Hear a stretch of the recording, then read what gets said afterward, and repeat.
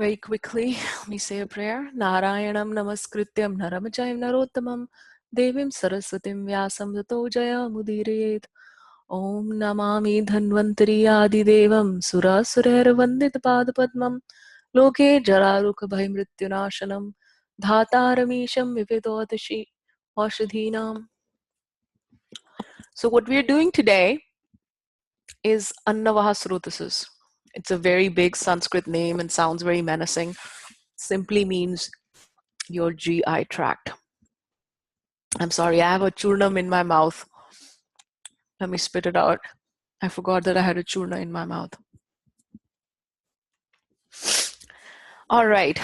So Annavaha Srotasis. Does anybody know what Srotas is?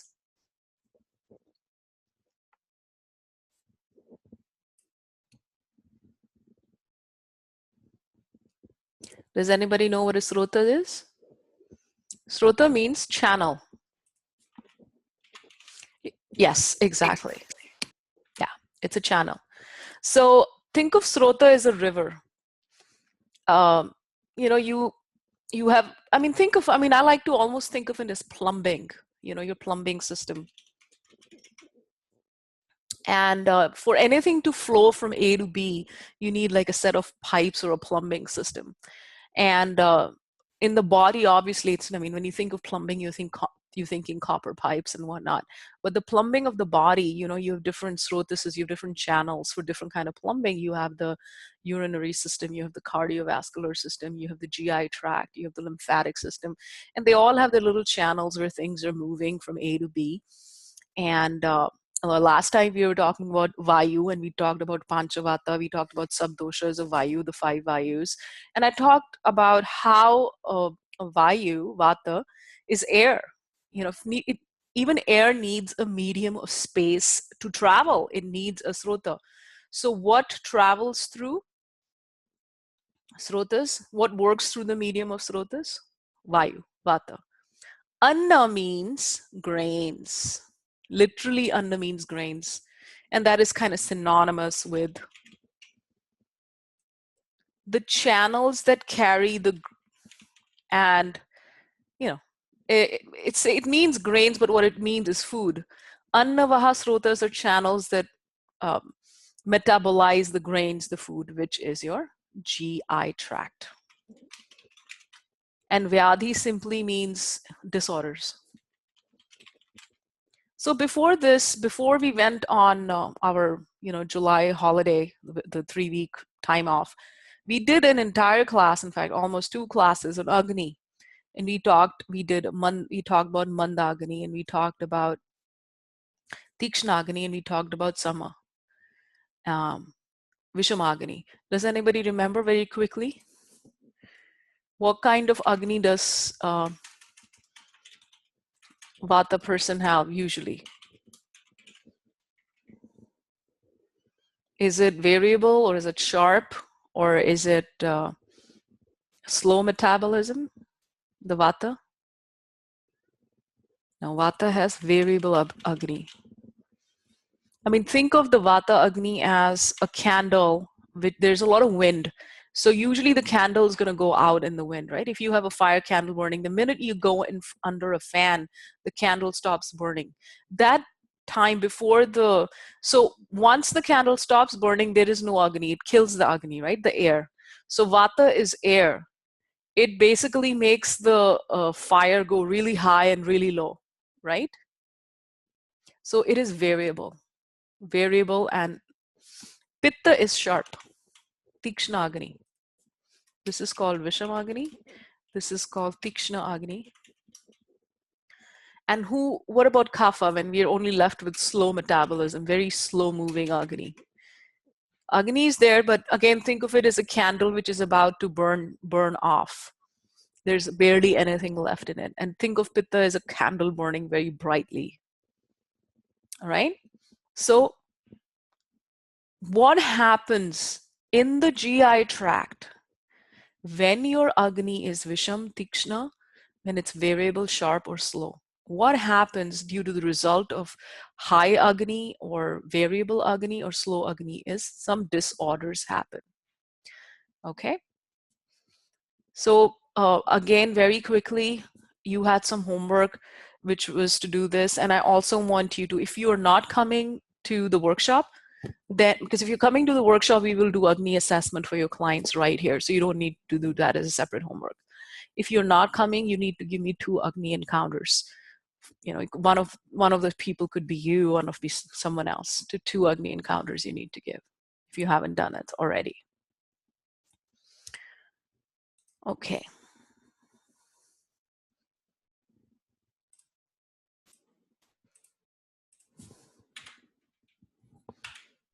Oops.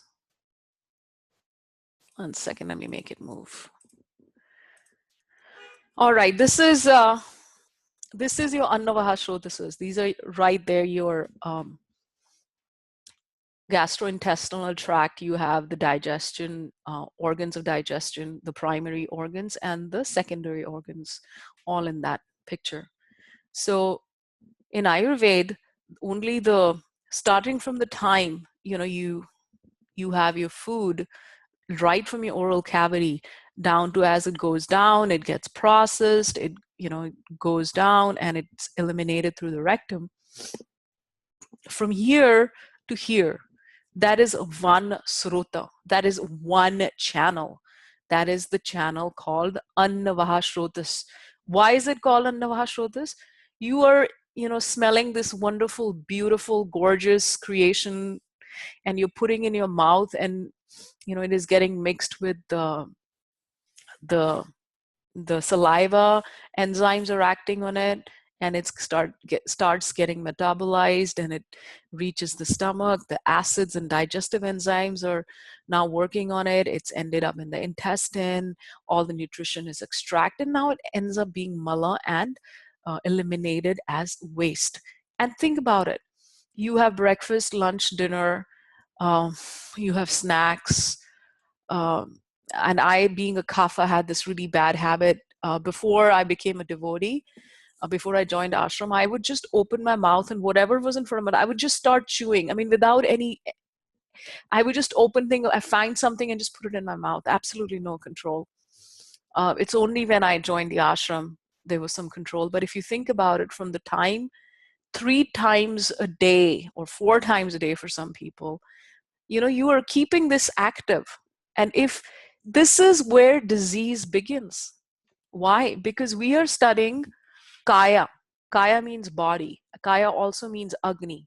So the the basic thing is, if you look at the nidana, if you look at the causative factors or etiology for internal diseases in Ayurveda, internal disorders, they're starting from your GI tract is not functioning properly because your Agni is not proper, basically. And that is going to get the doshas out of balance. Sometimes the doshas will get the Agni out of balance too.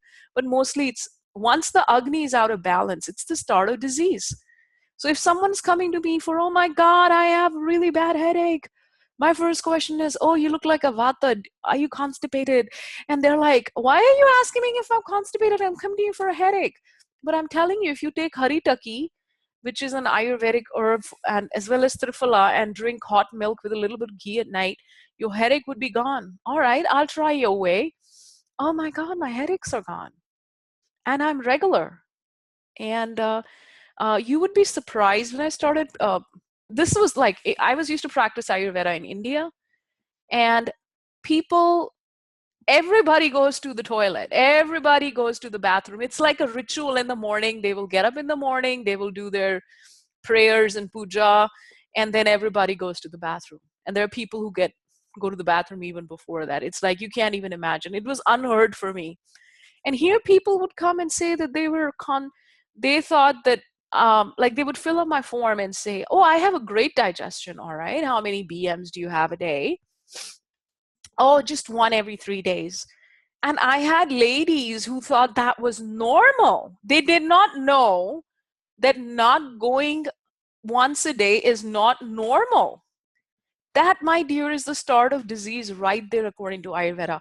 If we can nip and help the Annavahasrotases, this is why we do Annavahasrotases right in the beginning of the course. Because if we can nip it in the bud, then we can prevent future problems.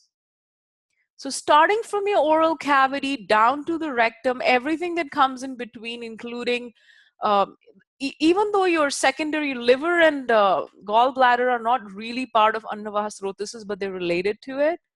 But because they are related to it, so we are going to consider it as part of Annavahasrotas, but technically they are not. Annavahasrotas is here, going from here down till here. That's what. And this portion is not even Annavahasrotas. This is Purishvahasrotasis, because this is the elimination of feces. Okay. So in the mouth, you have your Bodhak kapha, which is your salivary enzymes. In your stomach, you have your Kledak kapha, which is the lining, mucosal lining that protects your stomach. Right? And what else is here? Is there any Vayu here, Vata here? Or here, did we talk about it last time? There is a Vayu, Vata, which helps in swallowing. Do you remember that one? We did it last time. And it's okay if you don't know it. Do you remember we talked about Pran? Pran helps in swallowing. We talked about Pran helps in facial expressions and also swallowing. So I would say Pranavayu, Pranavata is also associated with food. You have trouble chewing and even swallowing. You know, like if someone has had an emotional time or they have received a shock, you literally say that I can't even swallow what you just said to me. I can't even take it in. So not only is it pran can low pran, you know, you have trouble swallowing. It'll even affect your tongue. All right. And do you remember which two vayus, which two vatas are here in the intestine and upper and lower intestine, which help in the digestion of food? Again, we did it last time.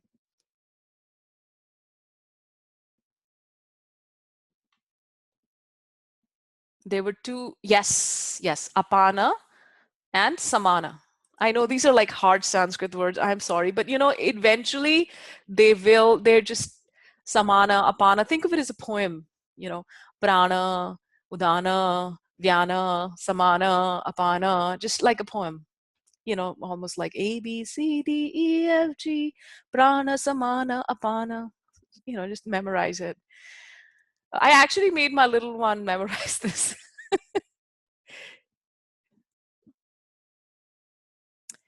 All right, so now let's get into the Annavaha Srotases. Annavahanam Srotasam Amshayam Moolam Vama Parsham. This is just describing the location of the stomach and the Annavaha Srotases. Basically, like just exactly what I described. It's your GI tract. And very quickly, you know, we did talk about Vata, Vayu last time. What is the Vata? And we are not right now talking about the sensory perception of food, and the mastication is Pranavayu. Okay, so we talked about that last time. Let's write it down.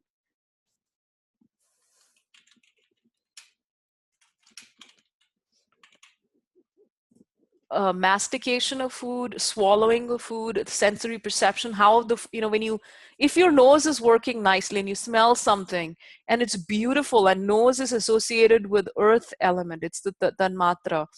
And you know what it does, what does it do? It stimulates your saliva. There's autonomic signaling.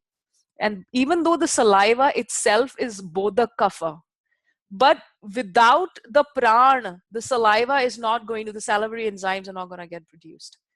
So you cannot, I mean, for the sake of learning, I'm talking about different subdoshas separately.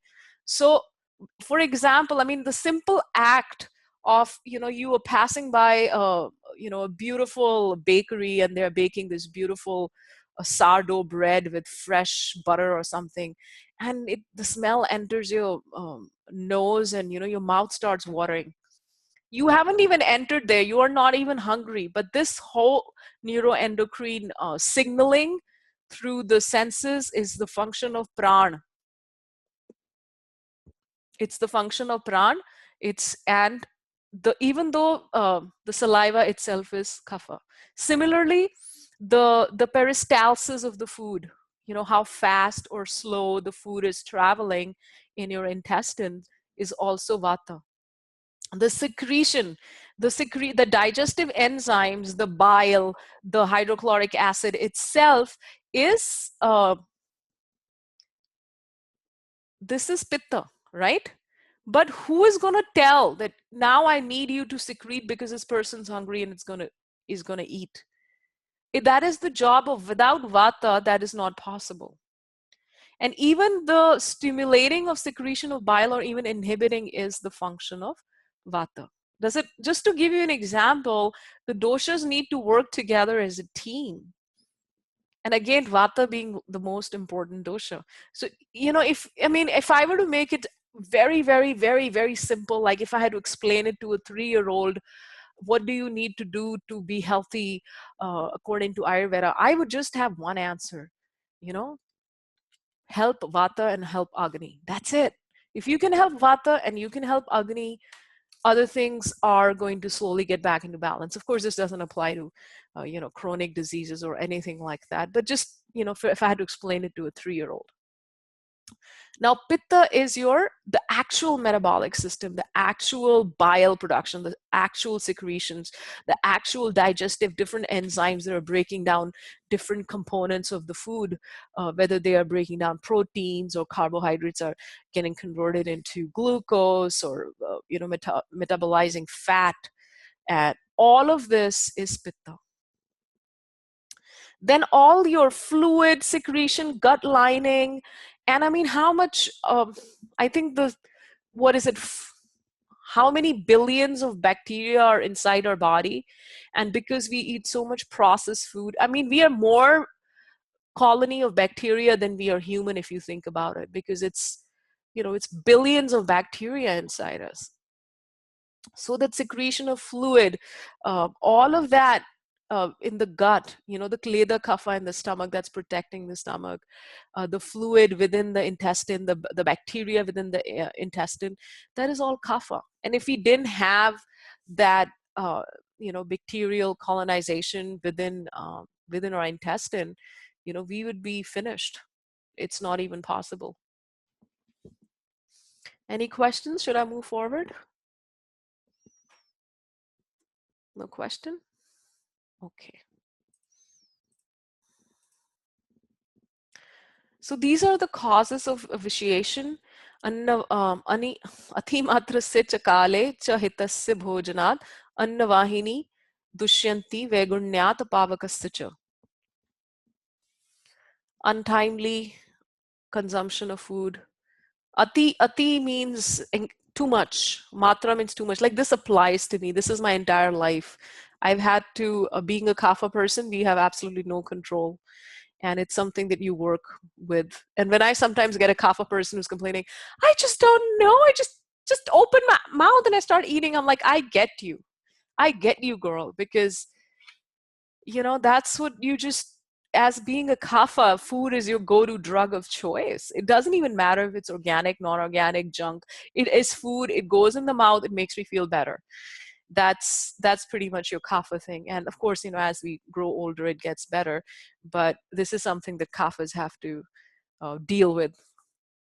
But eating too much food and not having the ability to burn it, eating food when the previous food was not digested, and eating food at the wrong time of the day, ati matra sichakale, having food late at night, really late at night, or having food really, like, I see in movies people have midnight snacks. It just drives me up the wall. How is it this person, they show in movies, they have a breakup and then they're having Rocky Road ice cream at middle of the night? Why is this person not getting sick the next morning? I mean, it's impossible. Unless they have like guts of steel, or how they say six pack ab. How do you take, like, and they show these big mugs of Rocky Road ice cream people are having. I'm like, I don't even know if that's possible. That causes disorder. Having food at night, having food too early in the morning, having food after the sun has set, having food, for example, if you've been sitting all day on a computer and you're not hungry and having food at that time, or not having food at the right time. You're hungry, it's noon, your stomach's grumbling, and you're not having food. Dr. Aparna is going to talk about that, suppression of urges. And then, of course, eating food that disturbs Agni. Okay, let me give you an example. Food that disturbs Agni. If it's cold, for example, you have the flu, it is winter, it's snowing, and you're eating ice cream. Oh God, that's going to disturb Agni. Or it's really, really hot and it's summer and you're having super hot foods. Unwholesome foods, just think of it as a processed food.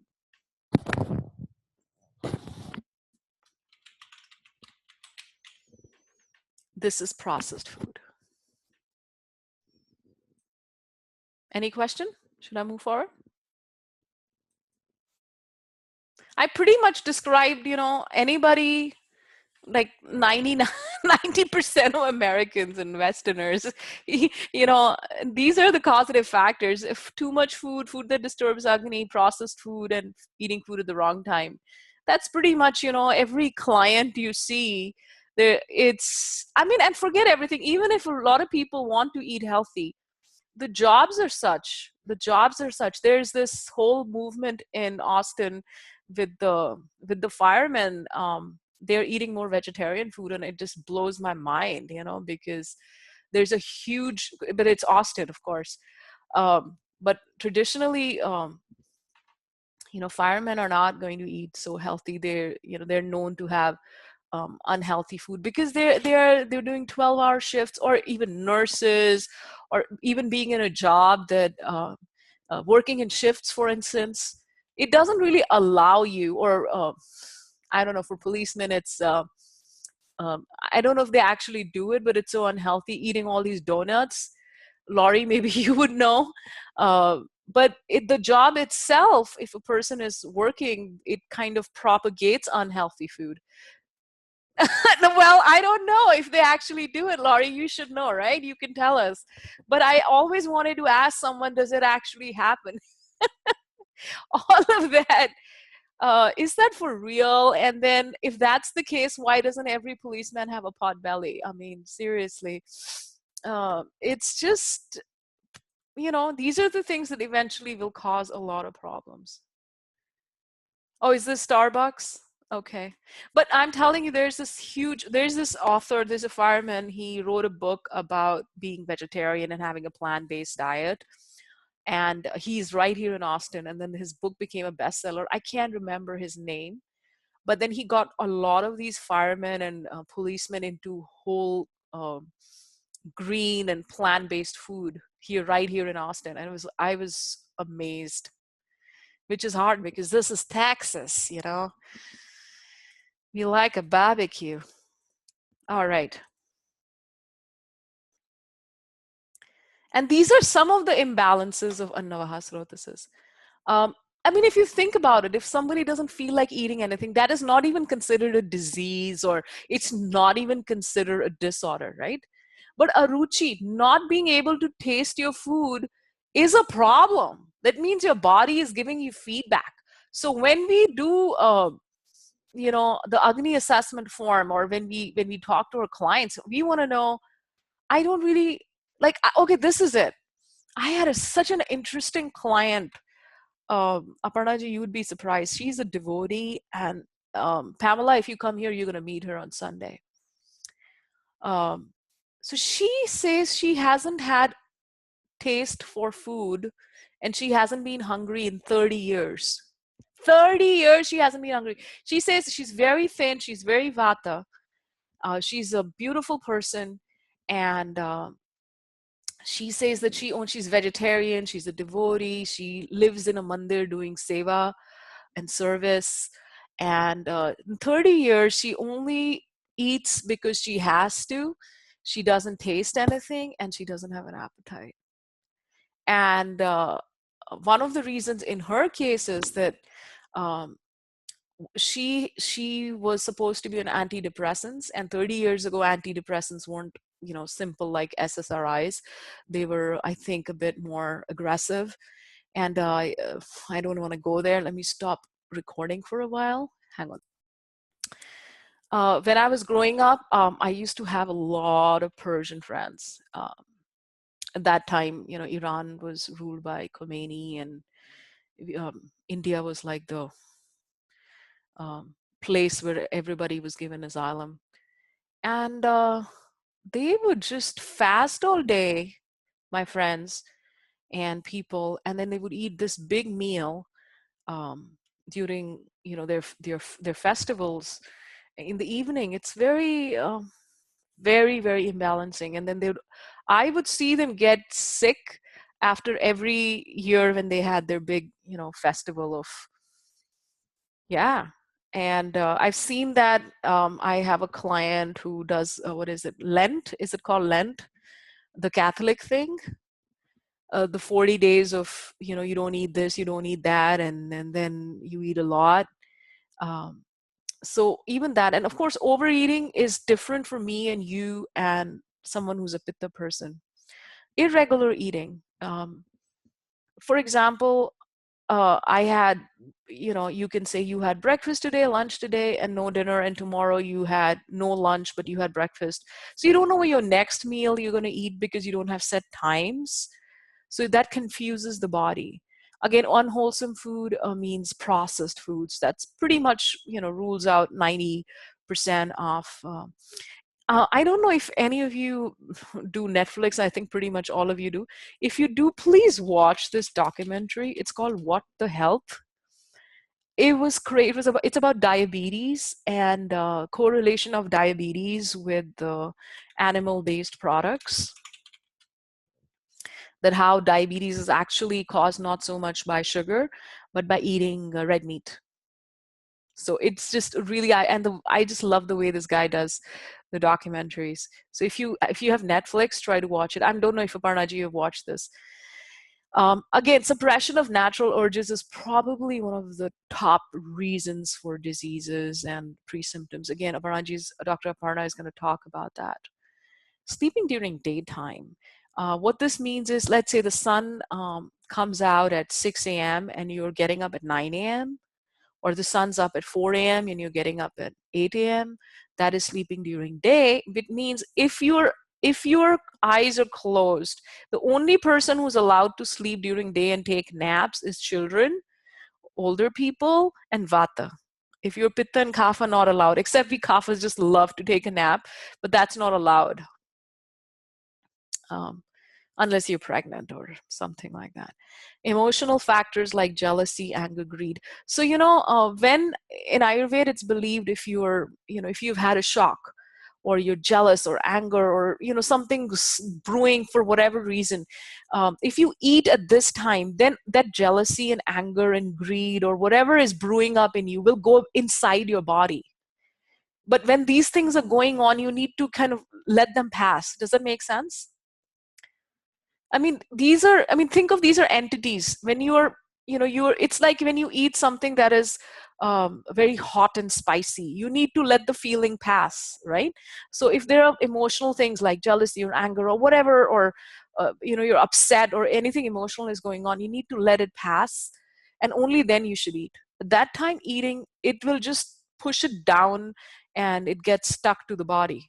Improper use of purgatives, emetic, and oleation therapy. And some signs and symptoms: abdominal distension, big stomach, distended outside, feeling really thirsty, feeling very lazy. Even though I don't really want to use the word anorexia, this is because anorexia is usually associated with a psychological disorder. But think of it this way, that if a person has ajirna, they have indigestion, and eventually it might be a causative factor for psychological eating disorders. Think of it that way. It's not directly related, but it's related as a pre-causative factor. Nausea, vomiting, and it can give a lot of headaches. Aparnaji, let me know when you're ready, because I can just talk about these things. I'm not going to talk about irritable bowel syndrome today because there's a lot to talk about. And I'm sorry I don't know why it's bold. I'm sorry about that. Yeah, let me just quickly do constipation, and then I'm going to hand over to Dr. Aparna.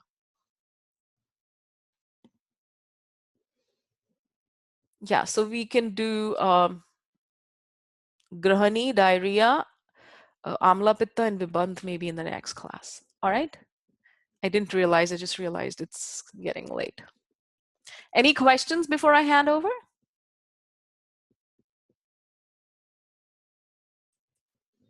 Aparnaji, this is how magnetic and amazing I am. Nobody has any questions.